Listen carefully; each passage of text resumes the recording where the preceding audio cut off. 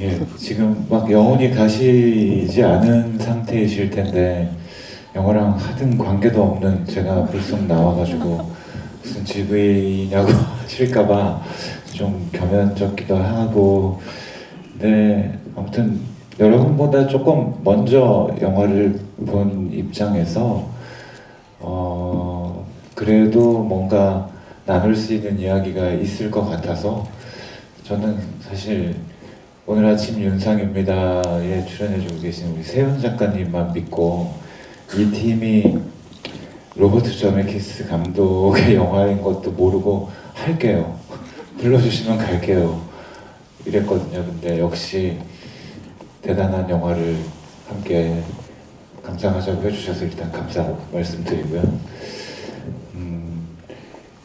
주변에 참 뭐라고 얘기하기가 힘든 영화였어요. 왜냐면 광고할 때는 바로 이분들의 전작이었던 포레스트 검프 팀이 뭉쳤다. 그럼 영화가 굉장히 스펙타클한 걸 기대하게 되는데 사실 그렇다고 안 스펙타클한 건 아닌데 굉장히 제한된 공간에서 너무나 스펙타클한 것은 맞지만 마치 포레스트 검프를 기대하시는 분들한테 뭔가 스케일적인 면에서 뭐 예를 들어서 아바타 1, 2 이런 식으로 더 이렇게 뭔가 박진감이 넘친다든지 이런 설명이 좀 굉장히 곤란한 작품이었어서 좀 보면서도 놀랐습니다. 끝날 때까지 정말 중반부 돼서야 아마 이렇게 해서 계속 이야기가 전개되나 보다. 저는 카메라가 계속 그 자리에 머물러 있을 걸 저도 상상을 못했었거든요. 네. 간단한 자기소개와 그리고 인사를 부탁드리려고 했는데 지금 이미 오프닝을 해주셨어요.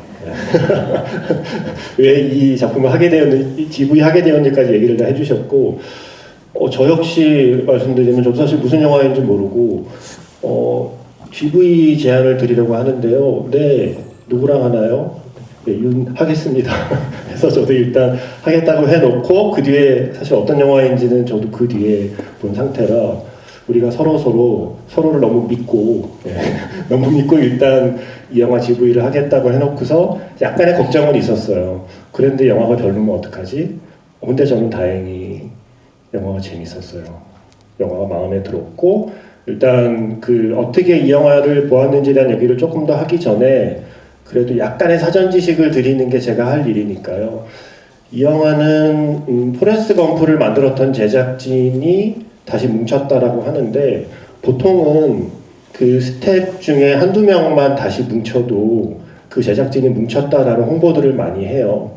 근데 이 영화는 진짜 다시 뭉쳤어요. 그러니까 시나리오를 쓴 작가부터 연출, 그리고 두 주연 배우, 그리고 촬영 감독, 그리고 음악 감독, 그리고 의상, 그리고 음향까지. 정말요? 예. 그러니까 그냥 뭐 촬영 음악까지만도 아니고 의상 음향까지 포레스트 검프를 만들었던 팀이 다시 뭉친 작품이고요. 그 중에서 작가 얘기를 잠깐 드리면 에릭 로스라는 이 작가는 아카데미 각색상, 그러니까 본인의 시나리오, 본인이 새로 쓴 시나리오도 많지만 주로 원작이 있는 이야기를 각색을 잘하기로 소문난 사람으로 각색상 후보만 6번 올랐어요. 포레스트 검프가 아마 그 중에 각색상을 받은 걸 거고요. 예전 러셀 크로우 나왔을 때 인사이더라는 영화로 각색상 후보에 처음 올랐고, 그리고 포레스트 검프, 스필버그의 윈헨, 그리고 벤자민 버튼의 시간은 거꾸로 간다, 그리고 레이디 가가가 나왔던 스타이즈 본, 그리고 최근에 듄. 네, 그 모든 그러니까 이분은 원래 있던 영화를 다시 만들 때 그거를 새로운 스타일로 이야기를 써내려가는 능력이 탁월한 분이라 뭐 논픽션이든 픽션이든 원작이 있는 걸 각색을 할 때 항상 제 1순위로 늘 불려가는 분인데 이분 나이가 1945년생이에요. 영화 속에 나오는 톰 행크스의 역할, 리처드하고 동갑인 거죠. 그러니까 자기가 살아온 시대 그대로를 자기 나이와 똑같은 주인공을 통해서 사실상 자기 세대의 이야기를 이 작품을 통해서 풀어냈다고 생각하시면 되고요. 로버트 저메키스는 이 세대에 따라 떠올리는 영화가 다른데 예전으로 거슬러 올라가면 백투더 퓨처가 있습니다. 그렇죠. 백투더 퓨처부터 시작을 해서 1994년에 포레스트 검프, 2000년에 역시 톰 행크스가 나온 캐스터웨이, 무인도에서 표류하는 이야기, 그 정도가 아마 한국에서는 가장 크게 기억될 영화이고, 그 사이에 콘택트라고 그 뒤에 나온 컨택트하고 많이 헷갈리는데 그 조디 포스터가 나왔던 네. 예, 외계 생명체와 교신을 시도하는 그 과학자의 이야기도 역시 로버트 자메키스 감독 영화고, 공포 영화도 하나 있지 않았어요? 완 아이즈 비니스라고 네. 미셸 파이퍼가 주연을 맡았던 공포 영화도 만드신 분이고, 사실 톰 행크스와의 작품이 또 있어요. 폴라 익스프레스. 네. 근데 사실 폴라 익스프레스를 기점으로 이 방금 제가 얘기했을 때 하신 것처럼 그 뒤에 필모그래피에 대해서 사람들이 하는 경우가 있어요. 왜냐하면 이분이 폴라 익스프레스부터 흔히 말하는 이 기술에 꽂히셔갖고 어쩌면 많은 사람들은 포레스트 검프나 캐스터웨이 같은 영화를 계속 만들어주기를 원했을 텐데, 그런 이제 드라마를 잘 만드는 분이니까요. 그런데 이 폴라 익스프레스 모션 캡처나 뭐 퍼포먼스 캡처나 그리고 이 3D 입체 화면 이런 데 좀 꽂히셔서 2000년대 초반은 한 10년 동안은 짐 캐리 크리스마스 캐롤에 이르기까지 3D 입체 기술 영화를 계속 시도했어요. 그래서 정말 기술을 많이 발전을 시켰고, 그렇게 발전시킨 기술로 제임스 카메론이 다 해먹었죠. 그래서 로버트 자메키스가 열심히 이렇게 그 실험을 한 결과 제임스 카메론이 결실을 맺어서, 사실상 그 시기가 약간 좀 공백처럼 느껴지는 감독이긴 하지만 저에게는 약간 예전 스티븐 스필버그의 뒤를 잇는, 뭔가 그 우리가 예상할 수 있는, 할리우드에서 우리가 예상할 수 있는 어떤 즐거움과 해피엔딩을 포함한 이야기를 잘 만드는 감독으로 저는 기억하는 사람이에요. 네.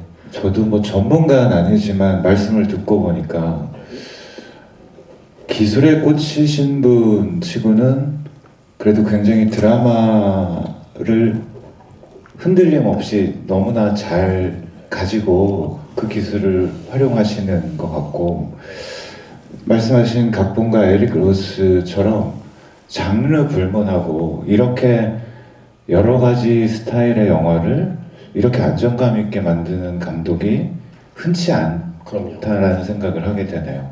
지금 제가 얘기한 에릭 로스 작품이나 로버트 자메키스 감독 작품 중에 혹시 특히 더 뭐 기억나는 작품 있으세요? 네. 뭐 포레스트 검프나 뭐 캐스터웨이나 개인적으로 좀 더 좋아했던 영화들이 있나요? 벤자민 버튼의 시간은 거꾸로 간다나 뭐 백투더 퓨처나. 보긴 다 봤는데요. 네. 그 중에서 뭐가 제일 좋았다라고 하기에는 또 뭔가 그럴 만한 부류가 아닌 것 같고, 영화마다의 의미가 너무 이렇게 평균 점수가 너무 높으신 분이라는 생각이 드네요. 포레스트 검프는 그럼 언제 어떻게 보셨는지 기억나세요? 네, 제가 복무 시절에, 제가 군대 얘기하면 많이들 웃으세요. 네, 근데 딱 그 시절에 영화가 94년인가 개봉했던 걸로. 맞습니다. 그래서 휴가 나가서 봤는데 얼마나 재밌었을까. 그쵸. 더군다나 휴가 나가서 봤습니다. 근데 정말 그때도 너무 놀란 게, 거기에 왜 나중에 새우잡이 배에서 네. 굉장히 성공하시는 분 있잖아요. 그 배우 정말 거기에서 그 정말 이렇게 다리 하체를 이루신 네. 그 그래픽 보고 와 정말 세상 너무 좋아졌다 했는데, 그게 94년 3년이었다는 게 정말 조금의 어색함도 없이 그렇게 영화 안에서 그분은 몸의 반을 잃은 분으로 나오잖아요. 네. 그리고 거기에 뭐 포레스트 검프가 막 모태똥도 만나고, 네. 맞아요. 탁구 치고 뭐 이런 거 있잖아요. 그러니까 자잘한 어떤 그런 부분들에 너무나 많은 기술들이 사용된 게 좀 경이로웠었죠. 내용도 내용이지만. 사실 포레스트 검프 지금은 그 기술을 너무 쉽게 많이 쓰고 있지만, 예전 실제 자료 화면에 이 배우의 모습을 합성하는 시도 자체가 포레스트 검프가 거의 사실상, 그러니까 처음은 아니지만 자연스럽게 해낸 거의 첫 작품이라고 해도 좋을 거고요. 네. 그런 면에서 눈에 띄지 않게 자기 작품 곳곳에 기술과 그리고 이야기를 결합시키는 노력을 쭉 해왔던 분이에요. 그래서 시각 효과 부분에서는 정말 언제나 그 탁월한 성취를 해왔던 분이고 그래서 아마 많은 분들이 또 포레스트 검프는 94년에 태어나지 않았어도 그 뒤에 뭐 다양한 방식으로 포레스트 검프라는 작품을 볼 기회가 많아서 포레스트 검프 팀이 30년 만에 뭉쳤다면 뭔가 비슷한 이야기인가 보다 하고 오셨을 거예요. 비슷한 생각으로 아마 영화를 그때 저랑 같이 보셨을 거고 네. 아까 잠깐 말씀하시긴 했지만 영화 시작하고 이게 뭔가 포레스트 검프가 아니다라는 생각을 언제쯤부터 하신 건가요? 이 영화의 어떤 그 형식적인 시도에 좀 당황하진 않으셨나요? 30분까지는 기대를 했어요. 앵글이 이제 좀 바뀌겠지. 근데 그게 아니구나라고. 근데 그 30분 사이에 정말 갑자기 예전 그 톰 행크스의 히트작 그 발로 이렇게 피아노 치던 영화 비. 제가 진짜 좋아했던 정말 제가 지금 빅이 안도 올라갔고 아까부터 식은땀이 나는데 너무나 자연스럽게 빅에서 만난 톰 행크스가 등장을 하니까 마술가 이제는 정말 로버트 존메키스 감독이 그동안의 업적 때문에 이 정도는 뭐 당연히 해줘야 되는 게 아닌가라는 그러면서 이런 생각도 했죠. 이렇게 다양한 어떤 한 인물의 생로병사를 그래도 넓은 어떤 여러 배경에서 표현하는 것보다는 집이라는 한정적인 곳에서 표현을 할 때 우리가 조금 더 괴리감을 느끼지 않고 연출을 하실 수 있었겠구나라고 이제 짧지만 기술적인 부분도 좀 생각을 했었어요. 왜냐면 아이리시맨 같은 경우는 볼 때 사실 그렇게 돈 많이 써서 이분들의 나이를 왔다 갔다 했다는 게 크게 공감하지 못했었거든요. 근데 이 영화에서는 정말 한 영화 안에 한 인물이 너무나 자연스럽게 노화되고 또 그 젊은 시절을 연기한다는 게 너무 자연스러웠던 게 끝나고 나니까 또 그게 대단하게 자꾸 떠오르더라고요. 이 작품은 제가 아까 에릭 로스 말씀드렸듯이 원작이 있고 그거를 영화로 각색한 거고요. 원작이 그래픽 노블이고 기본적으로 원작의 설정을 영화로 만들다 보니 지금과 같은 형식을 취하게 된 거죠. 근데 보통 같으면 이제 두렵잖아요. 처음부터 끝까지 카메라를 고정해서 찍었을 때 관객들이 이거 지루해 하면 어떡하지라는 생각에 어쩌면 원작 설정이 그렇다 하더라도 다른 시도를 할 수 있는데 저는 거기서 저메키스 감독의 자신감이라고 생각해요. 내가 기술을 좀 시각 효과를 다룰 줄 아는 사람이기 때문에 카메라를 움직이지 않고도 충분히 영화적인 스펙타클을 만들어낼 수 있다는 감독의 자신감이었다고 생각이 들고 그게 그 카메라 앵글은 고정되어 있지만 그 안에서 말씀하신 것처럼 디에이징 기술로 톰 행크스 그러니까 배우를 바꾸지 않으면서 한 인물의 평생을 표현해낼 수 있다는 자신감이 있었기 때문에 이 선택을 할 수 있었다고 생각을 하고요. 감독의 표현을 빌리면 이게 플라이 언더 월 시점이라는 표현을 써요. 벽에 붙은 파리 시점이다.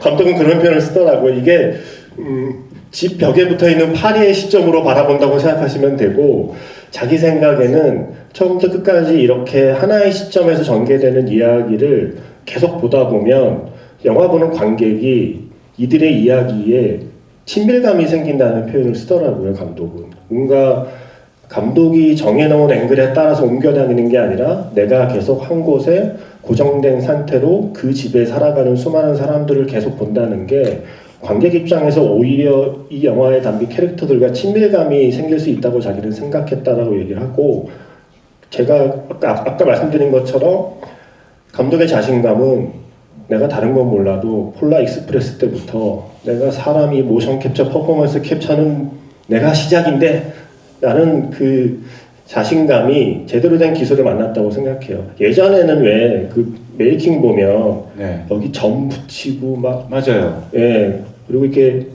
배우들이 보통 헬멧을 쓰고 헬멧 앞에 카메라 달려있고 막 그런 식으로 찍었잖아요. 그렇게 연기를 한 다음에 나중에 그거 다 일일이 만져야 되고 그 사이에 기술이 많이 발전해서 이제는 점 안 붙여요? 이젠 점 없이 이것이 바로 무서운 겁니다. 우리가 살아가는 시대가 이제는 AI로 이제는 AI 기술이 접목이 돼서 예전처럼 그렇게 사실 제가 더 놀랬던 건 메이킹을 보면 점을 붙이고 연기하는 그 배우가 아니라 그 배우의 상대 배우의 연기가 저는 더 놀라웠어요. 그 반지의 제왕 같은 거 골룸 연기하신 분 보면 쫄쫄이 입고 헬멧 쓰고 카메라 앞에 달고 그분은 열심히 할 수 있는데 그걸 바라보는 상대 배우는 그걸 보며 눈물도 흘려야 되고 웃음도 지어야 되는데 워낙 상대 배우의 몰입도가 늘 좀 존경스러웠거든요. 근데 이 영화는 훨씬 더 진보된 디에이징 기술이 좀 접목이 돼서 실제로 연기할 때 어색함이 훨씬 줄어들었고 현장에 모니터 2대가 있었대요. 항상 모니터 한 대는 지금 연기하고 있는 톰 행크스와 로빈 나이트의 모습을 체크하는 거고 옆에 한 대는 실시간으로 디에이징이 적용돼 20살 시절에 톰 행크스와 로빈 나이트가 등장하는 모니터인 거죠. 그래서 배우들이 연기를 하고 이제 그 컷이 끝나면 카메라 뒤에 와서 자기네들은 지금 이제 톰 행크스가 60대거든요. 60대 톰 행크스가 자기가 방금 연기한 장면이 자기의 20대 모습으로 나오는 모니터를 체크할 수 있는 시스템까지 된 너무 거예요. 배려 깊고 소위 연기할 만 났을 것 같아요. 그죠. 네. 그러니까 예전에는 그게 계속 불안했을 거 아니에요. 내가 이렇게 했는데 잘 나왔을까? 그죠. 전혀 상상 못할 거고. 아 혹시 베오울프가 누구죠? 맞아요. 네. 진짜 많이 보셨네요. 네. 폴라 익스프레스, 베오울프, 크리스마스 캐롤까지가 로버트 저메키스가 그 3D 기술에 꽂혀서 그랬구나. 그리고 모션 캡처, 퍼포먼스 캡처에 꽂혀서 열심히 실험하던 때의 작품들이거든요. 근데 그때보다 훨씬 나아진 기술로 이제 훨씬 자연스러운 연기가 가능해진 거고 다만 근데 이게 그런 우린 되게 쉬워 보이잖아요. 알아서 AI가 바꿔주는데 뭐 배우는 할 일이 없어 보이지만 여기서 우리가 좀 놓치기 쉬운 게 사람이 나이를 먹으면 얼굴에 주름만 생기는 게 아니고 자세가 달라지죠. 그렇죠. 네, 그리고 움직임이 달라지고요. 그래서 오히려 배우가 신경 써야 되는 건 가령 그런 장면 있잖아요. 이제 톰 행크스와 로빈 나이트의 아이가 막 태어나서 애가 천 뒤집어 쓰고 귀신이라고 나타나면 거기에 이제 장단 맞춰서 귀신놀이 해주는 젊은 시절의 아빠를 표현하기 위해서는 60대의 움직임을 보이면 안 되는 거예요. 아 맞네. 네, 얼굴이 그 20살, 30살로 바뀌어도 어색함이 없도록 최선을 다해서 젊은이의 동작으로 움직였어야 하는 거죠. 여러분 그 생각해 보세요. 그 장면을 60대가 했다고 생각하면 그 관절 나가지 않았을까? 그럼 그 몸은 다른 사람이 연기한 거예요? 아니죠. 네. 톰 행크스가 그렇죠. 예. 그러니까 이게 로빈 나이트랑 톰 행크스에게 도전이었던 건 얼굴은 만져주지만 몸 동작은 자기가 그 뭐 10대, 20대, 30대, 40대 변화를 몸 동작을 표현해야 되는 연기였던 거죠. 야 그게 네. 가능한가? 그러니까 그 소파에서 둘이 사랑을 나눌 뻔. 잠깐 여기 아까 초등학생도 와 있다고 했는데, 예, 소파에서 잠시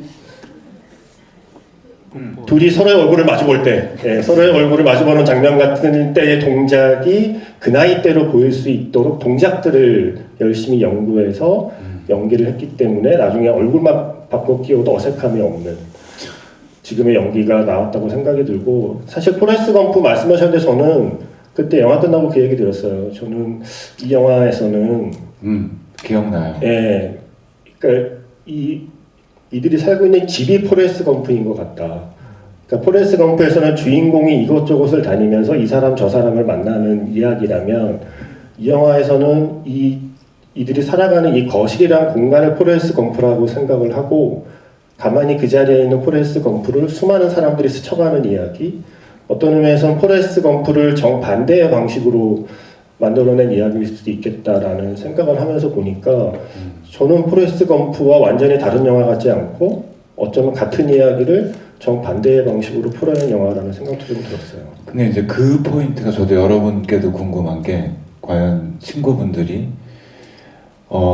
포레스트 검프를 보고 기대한 어떤 누군가에게 이 영화를 똑같은 어떤 텐션으로 추천할 수 있을까 할 때 거기서 아까 제가 처음에 좀 주절주절 말이 길어졌던 부분이 그 부분이 여러분들한테 어떻게 다가갔을지가 제가 처음에 느꼈던 약간의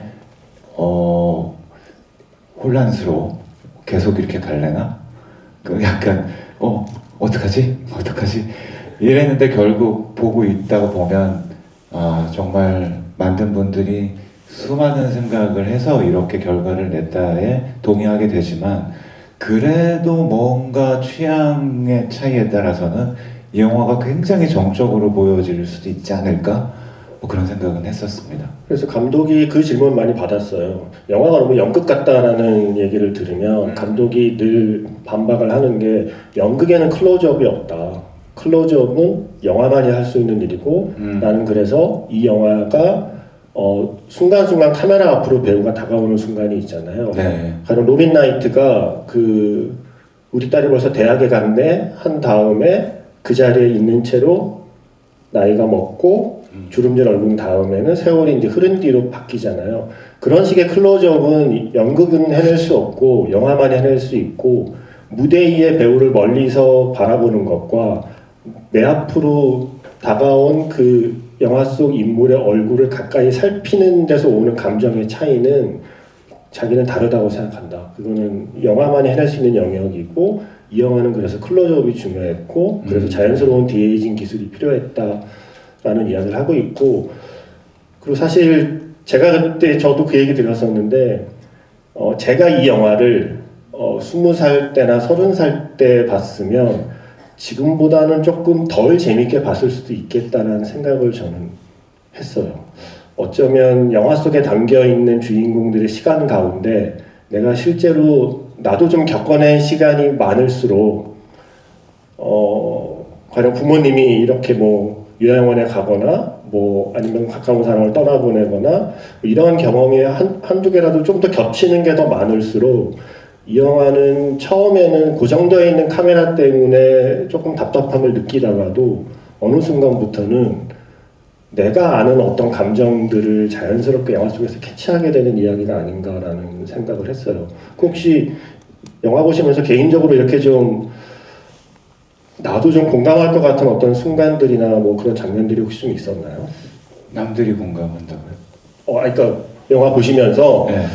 영화 속의 이야기지만 저 장면의 저 느낌 같은 거는 나도 좀 알 것 같다 하는 순간들이 있었나요? 너무 많아요. 여기에서 그 사진을 잘 찍혀주는 아이였나요, 앤토는? 사진 찍을 때 가만히 있는 아이였나요? 근데 그 장면이 제일 재밌었거든요. 맞아요. 아니 사진이 근데 저희 큰애만 해도 일단 휴대전화로 사진이 찍히는 시대에 태어났잖아요.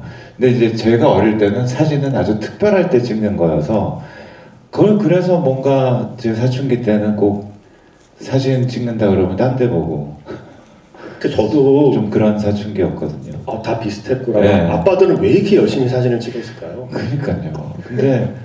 근데 이제 지금의 한 20대를 훌쩍 넘지 않은 세대들은 그냥 부모님들이 웬만하면 다 폰으로 다 이렇게 찍어서 오히려 그냥 너무 자연스럽게 표정도 하고 그 예전 뭐 지금 제가 격세지감을 가장 많이 느끼는 게 여러분들 7, 80년대 서울 시민이나 대한민국 국민들 그냥 무작위로 인터뷰할 때 얼굴 표정이나 북쪽하고 별로 안 달라요.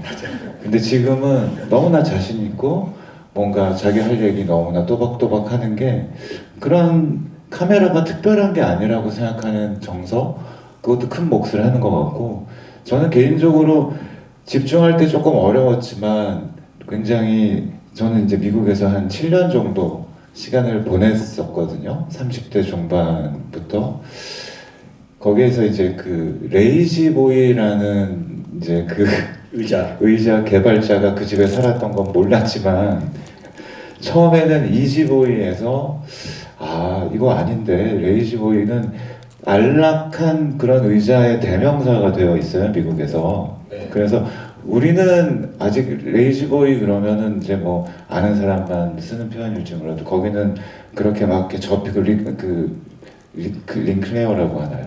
네.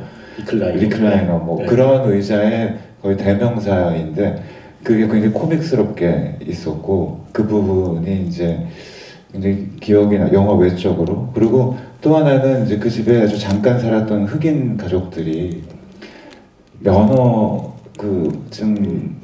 딴 아들에게 하는 얘기가 너무 마음 아팠어요. 그러니까 정말 한국 경찰은 어, 굉장히 우리에게 굉장히 친절한 네, 그런 이미지를 주려고 노력들을 많이 하시는데 미국의 경찰들은 어떻게 하면 조금 더 이렇게 강압적이고 세 보이려고 노력을 하는가를 이제 살아보지 않으면 모르거든요. 근데 물론 동양인도 똑같지만 특히나 흑인들을 보는 어떤 경찰들의 이런 시선이나 이런 거 아직도 많이 문제가 되는데 거기에서 아빠가 그렇게 화를 내면서 무조건 어떤 뭐라 그럴까요? 루틴처럼 뭔가 매뉴얼처럼 반드시 움직이지 말고 손을 막 그 부분을 또 잘못하면 죽으니까 이 얘기를 하는 장면에서 아주 잠깐의 시퀀스지만 미국에 있었을 때 약간 악몽 같았던 순간들이 떠오르기도 했었고요. 예. 영화에 담겨 있는 집의 질감 같은 것도 좀 익숙한 거 아니에요? 미국에서 사셨던 집과 좀 비슷하거나. 좀 소름 끼쳤던 게 저는 약간 운명론자인데요. 처음에 아까 말씀드린 대로 감독이 누군지도 안 따져보고 세훈 작가님만 믿고 영화 시사에 가겠다고 해서 왔더니 여기 등장하는 집이 이렇게 통창이 하나 있잖아요. 약간 이렇게 몇각형이라고 해야 되지? 예, 거리 뷰가 있는 그게 지금 제가 아직도 살고 있는 미국의 집과 거의 비슷해요. 이게 펜실베니아로 알고 있는데 그러니까 나중에 빠지니까 저희 집보다 조금 작아 보이긴 하는데요. 딱 제가 미국에서 사는 동안 이제 저는 중간에 기러기 하느라고 나왔지만 저희 둘째는 그 집에서 태어나서 아직도 그 집에 살고 있거든요. 근데 이제 그 집을 이제 정리를 해야 돼요, 저희 집이. 그래서 제가 와이프랑 함께 영화를 봤는데 평생 20년 넘게 살면서 영화 보고 그렇게 우는 건 처음 봤어요. 저희가 이제 곧 봄이 되면 가서 그 집을 이제 정리를 해야 되는 요 타이밍에 희열을 보게 된 거예요.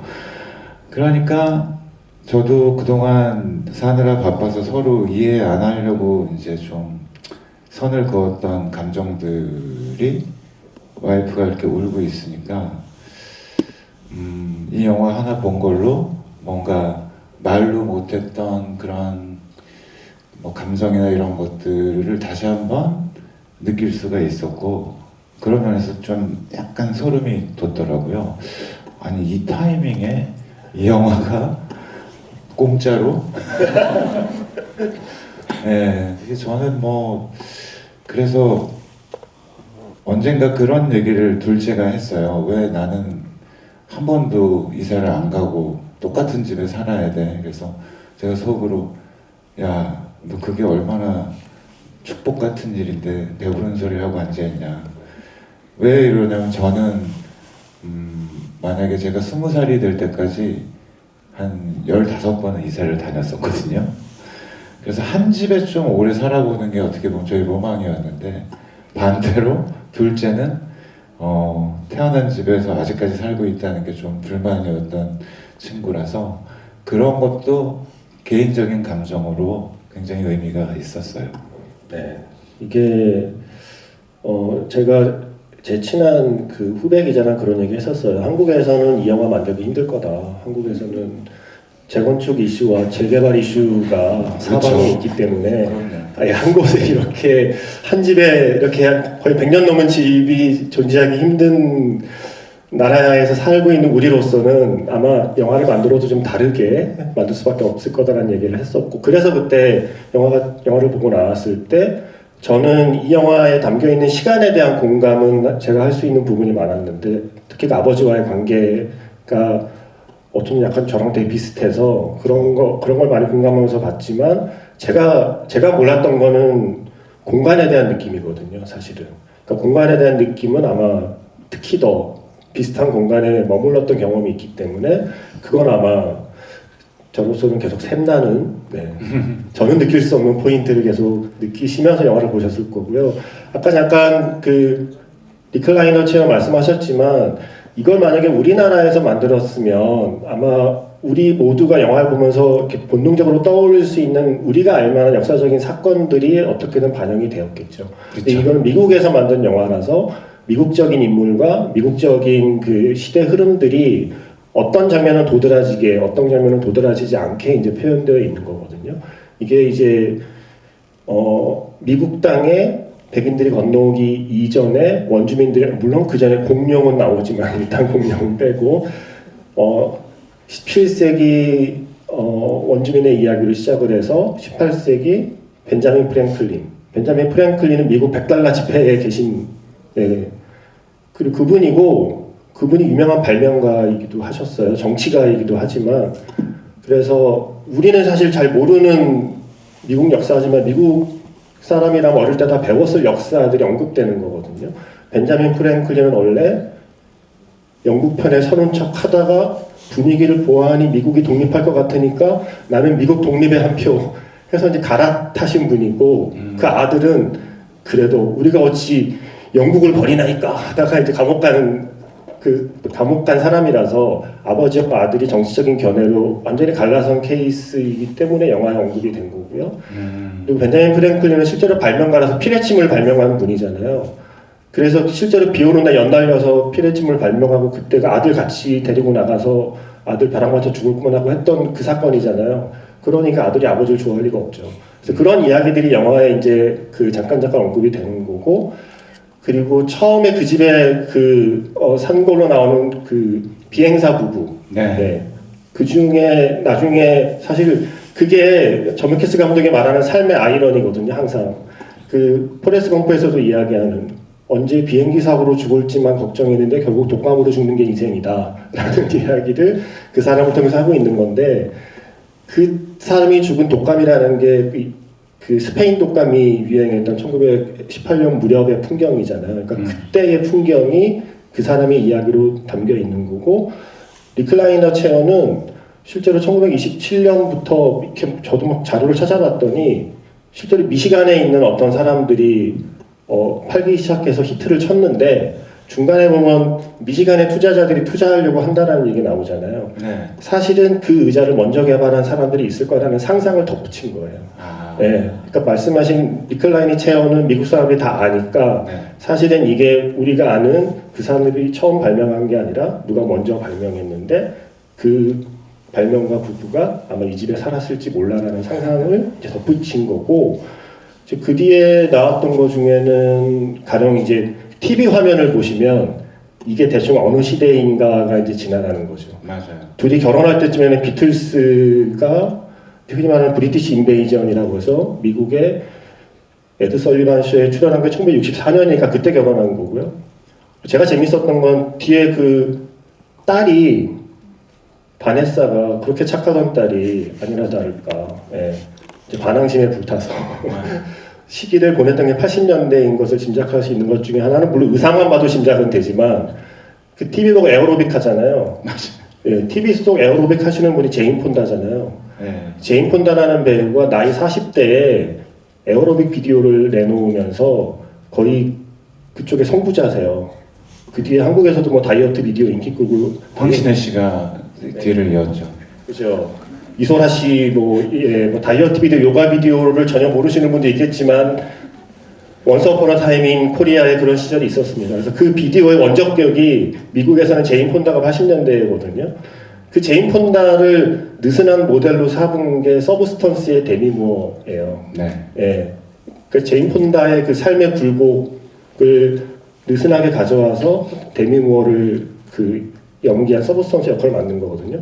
그런 식으로 TV 화면으로 스쳐가는 그런 거. 그리고 말씀하신 그 흑인 가족은, 그러니까 이 톰 행크스네 부부가 집을 판 다음에 그 집을 사서 들어온 설정이잖아요. 네. 코로나 때. 네. 그래서 여기에 정리해놓은 연대기를 따르면 2015년에 그 흑인 부부가 이 집에 이사 온 설정이에요. 근데 그때가 뭐냐면, 여러분 그 미국의 퍼거슨시 사태라고 그래서 한때 2014년 15년에 흑인들이 대규모의 시위를 벌이고 흑인들의 목숨도 중요하다라는 그 운동을 한 적이 있었어요. 네. 거의 폭동에 가까운 시위가 미국 전역에 일어나고 그 즈음인 거예요. 그러니까 처음에 집에서 나갈 때 그 가사 도우미가 오늘 뭐 하냐 그랬더니 운전교육 받으러 간다고 얘기하잖아요. 하지만 학교에서 가르쳐주지 않은 운전교육을 아버지가 집에서 따로 해야만 하는 미국에 사는 흑인들의 이야기가 영화에 담겨 있는 거죠. 왜냐하면 특히나 늘 그렇지만 2015년에는 그 흑인과 백인 간의 갈등이 거의 최고조에 이르던 시기이기 때문에 그 이야기가 언급이 된 거고, 그 뒤에 거기 일하시는 분은 왜 냄새가 안 나지? 근데 그게 코로나에 걸려서 냄새를 못 맡게 된 설정이고, 결국 그분은 코로나로 떠난 상황까지, 사실 공룡 시기부터 지금까지 느슨하게 우리가 어쩌면 알 수 있는 혹은 우리가 잘 모르는 역사 속의 현실의 이야기들이 이렇게 하나하나 전개되면서 그동안의 사람들이 어떻게 살았는가를 영화 속에 담아내고 있다고 생각하시면 됩니다. 그거는 굉장히 포레스트 검프하고 굉장히 비슷한 부분이 그렇죠. 맞죠. 역사적인 큰 사건들을 마치 포레스트 검프가 그 현장에 있듯이 이렇게 약간의 농담처럼 굵직굵직한 것들을 뭐 야후라든지 뭐 이제 맞아요. 그런 것들이 이 영화에도 분명히 곳곳에 그렇게 연대기처럼 숨어 있네요. 저미케스 감독이 역사 덕후예요. 백투더 피처 보세요. 백투더 피처도 다 그러니까 과거 뭐 미래를 오가면서 그 유명한 역사적인 사건들을 배경으로 자기만의 그 상상을 펼쳐내는 거잖아요.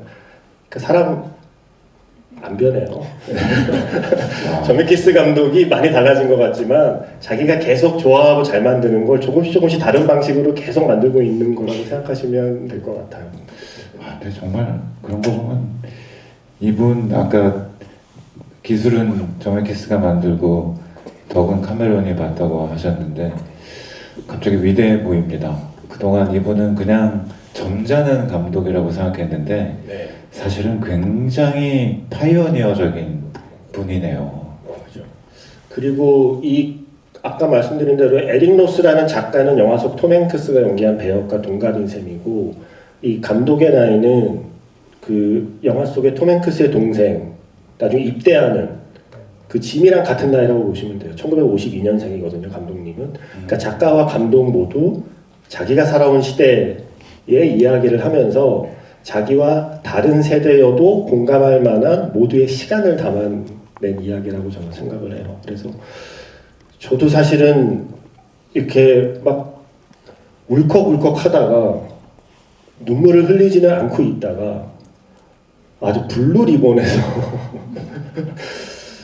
블루 리본이라는 단어를 마지막에 로빈 나이트가 의자에 앉아서 이야기할 때 영화 시작하고 처음으로 카메라가 움직이기 시작하는 거잖아요. 블루 리본에서 혹시 울컥하지 않으셨어요? 뭐 이것이 혹시 T와 F의 차이인가? 네, 저는 마지막까지 울진 않으시죠? T입니다. 네. 이럴 수가 있지?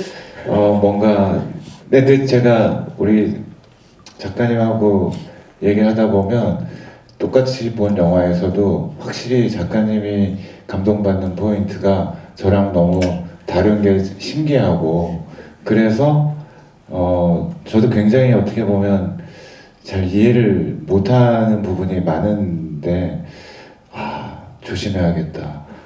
저는 그 장면을 너무 이 설정 아닌가? 막 이렇게 생각했었거든요. 굳이 저걸 찾는다고?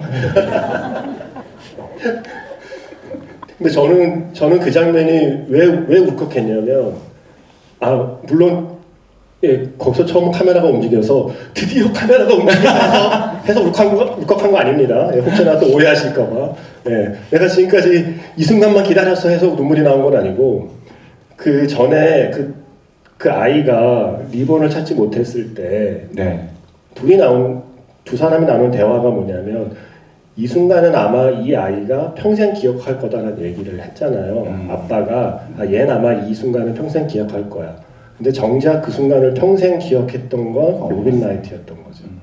로빈 나이트는 그때 그 기억이 자기가 다른 기억을 다 잃어버린 뒤에도 마지막까지 남아있을 단 하나의 기억이 이 기억일 거라고는 그때 전혀 생각을 못했고. 지금 울컥해요. 그런가요? 네. 그러니까 왜 나는 꼭 그렇게 늦을까? 그러네. 그게 로빈 라이트가 거기에서 기억을 다시 그죠? 다시 찾아가잖아요. 네. 아, 그러니까 이게 당연히 이제 부모 입장에서는 이 순간은 내 아이에게 아주 중요한 기억이고 얘 나중에 이걸 평생 기억할 거야라고 생각하지만 그게 뜻밖에도 내가 끝까지 기억하는 순간이 될 거라는 생각을 그때는 미처 몰랐던 거죠. 그러니까 사실은 로버트 제미키스가 그 얘기를 해요. 내가 이 영화를 통해서 사실 하고 싶었던 건 우리 모두가 알고 있는 하지만 사실은 안다고 할 수 없는 삶의 아이러니에 대한 이야기를 하고 싶었다고 얘기를 하는 거예요. 그러니까 내가 설마 내가 다른 기억을 다 까먹은 뒤에 남아있을 마지막 기억이 설마 이거겠어?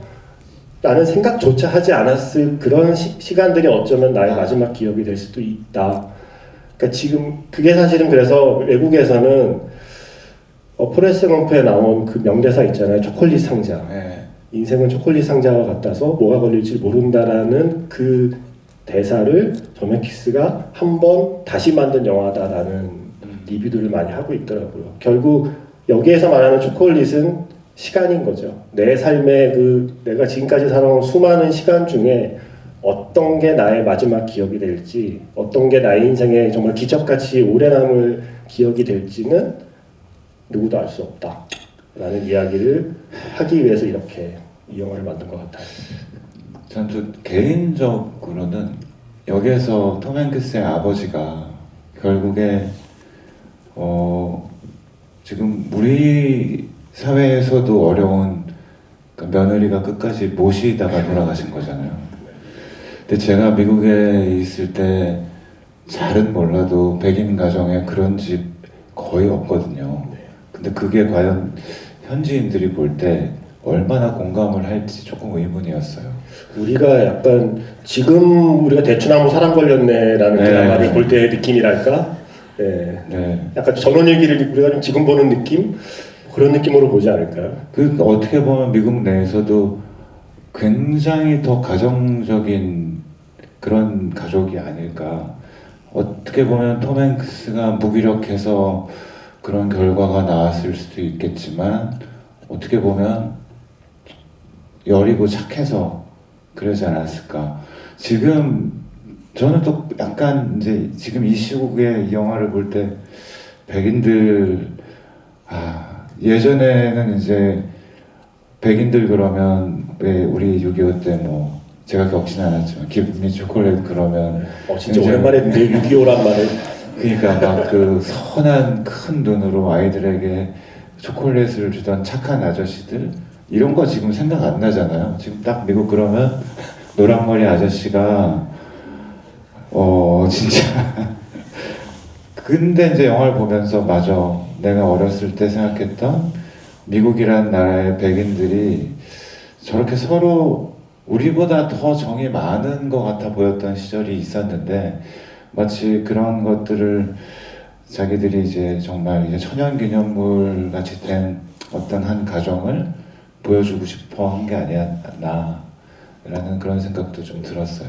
네, 이 영화의 작가와 그리고 감독과 톰 행크스까지도 사실 흔히 말하는 베이비 부머 세대이기 때문에 베이비 부머 세대가 자기들의 삶의 시간을 긍정하는 이야기라고 저는 생각을 해요. 그래도 우리 열심히 살았어. 그래도 우리 최선을 다해 살았고 가족을 위해서 내가 포기한 꿈도 있지만 그래도 내가 살아온 인생이 나쁘지 않았어고 약간 스스로를 위로하는 이야기이고 그렇게만 만들면 근데 너무 추억팔이가 되니까 지금 보는 관객에게도 접점은 뭐가 있을까 같은 순간들을 만들어냈다고 생각해요. 그게 이제 그 영화에서 로빈 라이트가 50살 생일을 맞이했을 때 하는 이야기들은 사실 그거는 시대를 초월하는 마음들이잖아요.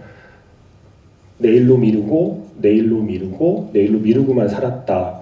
지금부터라도 나는 내가 하고 싶은 걸 해야겠다라는 그런 식의 이야기는 사실 어느 세대나 상관없이 그 정도 나이가 되면 누구나 할 수 있는 생각이니까 거기서도 보편성을 획득하는 거고 마지막에 톰 행크스가 하는 나는 평생 걱정만 하고 살았다라는 대사 같은 것들은 사실 특정 세대의 이야기가 아니라 누구나 공감할 수 있는 이야기라서 그런 좀 특수한 이야기와 그리고 보편적인 이야기를 적절히 섞어내서 만든 작품이라고 생각이 들어요.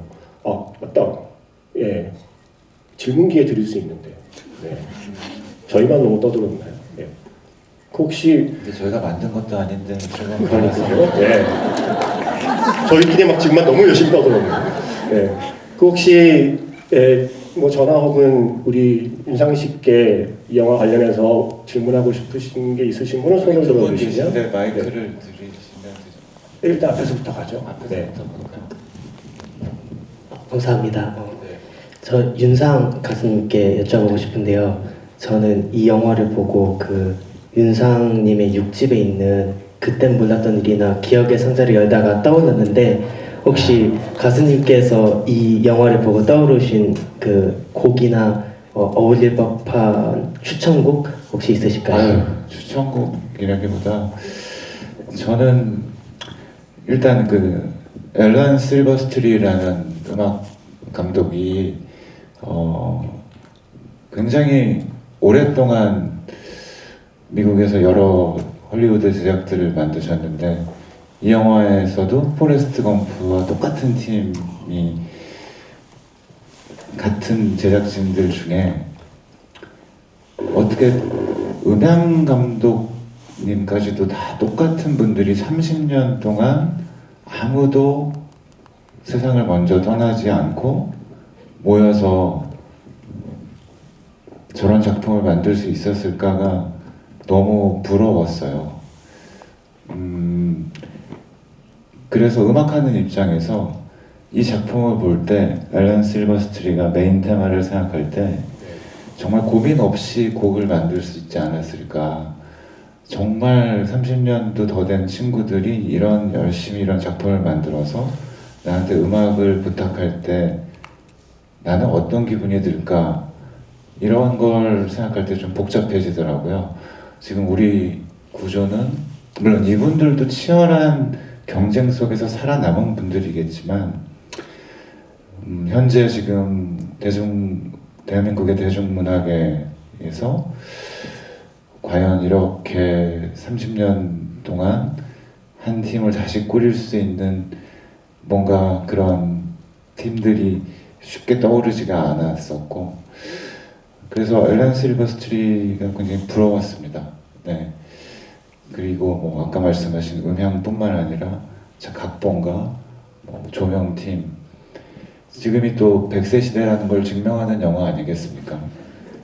그래서 이건 뭐 우스갯소리지만 한참 막 일이 잘 안 되고 그럴 때는 이렇게 사느니 뭔가 좀 쉽게 저도 놔버리고 싶었던 때가 있었는데 반성했어요.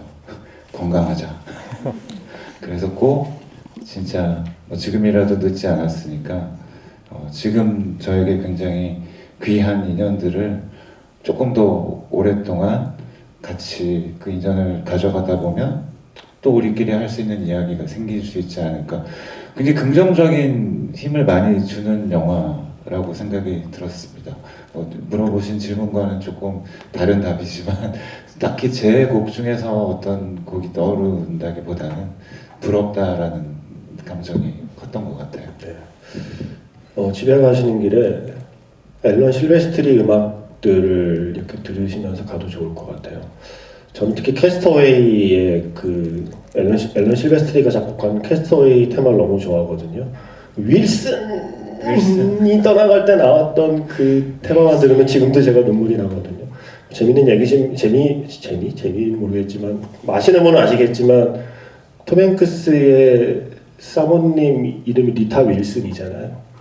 네, 그래서 그게 좀 중의적인 그게 배구공 윌슨이기도 하지만 사실은 자기 와이프 이름을 그렇게 묵념하 외쳤던 톰 행크스가 원했는지 모르겠지만 네, 그렇게 만들어진 장면입니다. 또 질문 있으신 분 손 들어주시면 아까 위에 네, 거기 옆에 계십니다. 감사합니다. 저도 T라 좀 끝에 엔딩이 조금 냉소적으로 좀 보였는데 제 기억에는 이게 그 항상 픽스드로 돼 있는 카메라가 갑자기 이제 엔딩에서 패닝을 하면서 창문으로 빠져나갔다가 네. 이제 맞은편에 있는 항상 바라만 봤던 그 벤자민 프랭클린의 그 자택에 있는 한 번도 영화에선 창에 가려져 있어서 보이지 않던 그 지붕으로 올라가서 반대편으로 이제 가서 내려보게 되더라고요. 네. 그냥 제가 느끼기에는 가정 안에서 이제 우여곡절을 겪었던 신뢰 안에서 아름답게 보였던 게 한 번도 본 적 없던 시점에서 이렇게 내려다봤을 때도 좀 아름다워 보이는가라고 이렇게 좀 되묻는 듯하게 보거든요. 그 두 분께서 좀 이 엔딩에 대해서 어떻게 생각하시는지 궁금합니다. 진짜 T, 완전 T. 진짜 완전 T신. 제가 저 같은 T로서 어떻게 생각하세요? 제가 거기에 포인트가 그 부분을 해서 저도 이제 나름의 뭔가 냉소적인 생각을 이거에서 흠집을 잡아야 되는데 라는 생각을 하고 옆을 딱 보는데 생전 저하고 싸워도 그렇게 온 적이 없이 와이프가 정말 이 닭똥 같은 눈물을 뚝뚝 떨어뜨리고 있어서 지금 질문 주신 분처럼 그 저택에서의 그 풍경에서 이게 어떻게 보일지 미처 생각을 못했었습니다. 그냥 이 친구를 빨리 어떻게 위로해 줘야 될까. 저는 말씀 듣고 보니까 근데 저도 어떤 뜻으로 얘기하셨는지 좀 공감이 돼요. 제가 F를 대표할 수는 없습니다만 아니에요. 그 F에서 제가 느낀 엔딩에서의 감동은 그거죠. 지금 우리는 이 집 한 채의 거실만을 지금까지 본 거잖아요. 집 한 채에 사실은 부엌조차도 맨 마지막에 한번 스쳐가지고 맞아요. 그거 집 한 채의 거실만에서도 이렇게 많은 사건이 일어난 거잖아요. 그런데 카메라가 뒤로 빠지면 그 수많은 집들이 있잖아요. 그 수많은 집들마다 이런 사연들이 있다라는 생각에 저는 가슴이 웅장해졌거든요. 그래, 저마다 이 수많은 희어가 또 있는 거야. 여기저기. 어쩌면 내가 지금 살고 있는 우리 아파트도 2002년에 지었다고 하는데 그렇다면 우리 아파트는 2002년 전에는 뭐였을까? 아마 주택이었겠지만 이런 생각을 저는 하면서 나왔는데 모든 F가 그러진 않았겠습니다. 전 그래서 되게 그런 의미를 받아들였거든요. 모두의 그러니까 이런 이야기가 모두에게 어디에나 있다라는 걸 보여주는 의미로 그 카메라가 뒤로 빠진 게 아닌가. 그리고 마지막에 벌새 여러분 인터넷에 검색하시면요 그렇게 나와요. 세상에서 가장 작은 공룡이라는 표현을 보실 거예요. 그게 왜냐하면 제 문과인데 이게 잘 모를 수도 있는 것입니다만 원래 조류가 그러니까 공룡의 후손을 이렇게 따지고 들어가면 현실에 새가 제일 가깝다고. 네, 세 가지의 공룡에 가깝다라는 얘기들을 하잖아요. 그 새 중에 가장 작은 새, 하지만 가장 열심히 날개를 움직이는 새가 벌새인 거라서 처음에 공룡이 있던 그 장면으로 시작한 영화가 저는 결국 마지막도 현존하는 세계에서 가장 작은 공룡으로 마무리되는구나라고 생각을 한 거죠. 네. 그랬구나. 아니에요. 이건 그냥 저만의. 근데 저는 갑자기 이 말씀을 하시니까 샤이닝이라는 영화 보셨죠? 그 스탠리 큐브릭의 가장 뭐 명작 중에 공포 영화 보면 거기도 보면 그 잭 니콜슨이 그 호텔에 걸려있는 수많은 사진들 중에 한 명이 이렇게 빠지면 그 안에 그 잭 니콜슨 사진이 있는데 그 방마다 엄청 무서운 일들이 있었잖아요. 그래서 저는 지금 빠졌을 때 각 집마다 얼마나 그런 역사들이 있을까 했을 때 갑자기 샤이닝처럼 얼마나 무서운 일들이 있었을까. 이게 T입니다. 제가 더 일찍 질문 기회를 드렸어야 되나 봐요. 시간이 없어서 질문 기회를 더 드릴 수가 없을 것 같아요.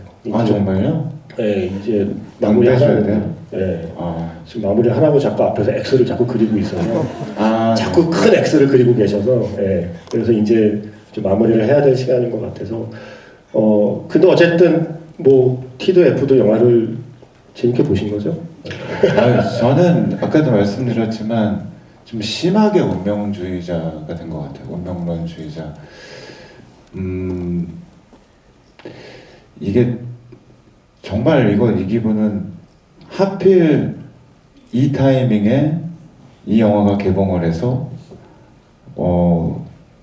왜냐면 솔직한 말씀으로 이 영화가 극장 개봉을 했을 때 저는 아마 극장까지 제 발로 오진 않았었을 것 같아요. 근데 이런 기회로 딱 앉아서 좀 봐. 이거 하늘의 뜻인가? 약간 그래서 더 영화가 소중했고요. 그리고 진짜 제가 좀 놓치고 있던, 어쨌든 저는 앞에 보이는 장애물들을 빨리 피해간다라는 목적으로만 최근 몇 년을 살아왔다면 진짜 이건 뭐 굉장히 정말 사적인 얘기지만 제가 없는 그 큰 집에서 아들 둘을 키워냈던 와이프가 이 영화를 볼 때 이렇게 눈물이 날 수 있구나라는 걸 너 좀 알아야 돼 라는 뜻으로 받아들여져서 저한테는 굉장히 좀 뭔가 남다른 의미가 느껴졌던 영화였습니다. 그리고 이제 그 집을 아마 정리하러 가시면 그 집에서의 느낌이 이 영화 속의 장면과 좀 겹쳐지지 않을까라는 너무 겹쳐져요. 네, 생각이 들어요.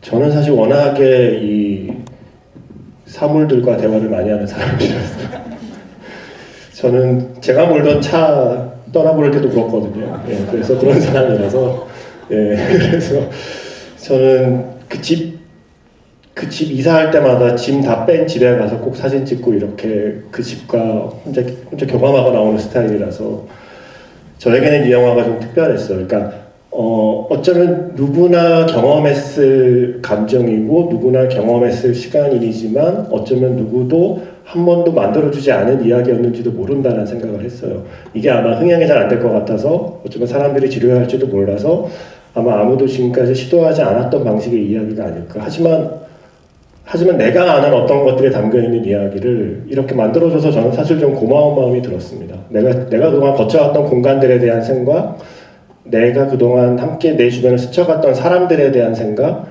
그들과 나 사이에 쌓인 어떤 시간에 대한 생각들을 그 시간의 지층에 대해서 좀 하나하나 좀 다시 생각해보는 계기를 만들어둔 작품이라서 저에게는 꽤 의미가 큰 영화였어요. 네. 그리고 세훈 작가님하고 저의 이런 수다가 좀 재밌다고 생각되는 분들은 매주 화요일 아침 10시에 91.9MHz MBC 비밀을 보시면 영화 대사관이 기다리고 있습니다. 많은 사랑 부탁드립니다.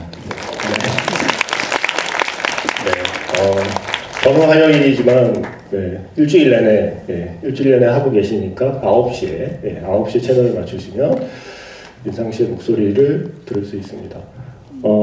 일단 이 주말에 이 영화 보시기 위해서 다 와주셔서 너무 감사하고요. 오늘 함께해 주신 윤상 씨도 고맙고요. 혹시 이 영화가 마음에 드시거나 얘기할 포인트가 있으면 주변에 많이 소문내 주세요. 많은 분들이 함께 보고 저 같은 F들이 더 많이 울 수 있도록 많이 소문내 주시면 고맙겠습니다. 오늘 함께 해주셔서 감사합니다. 감사합니다.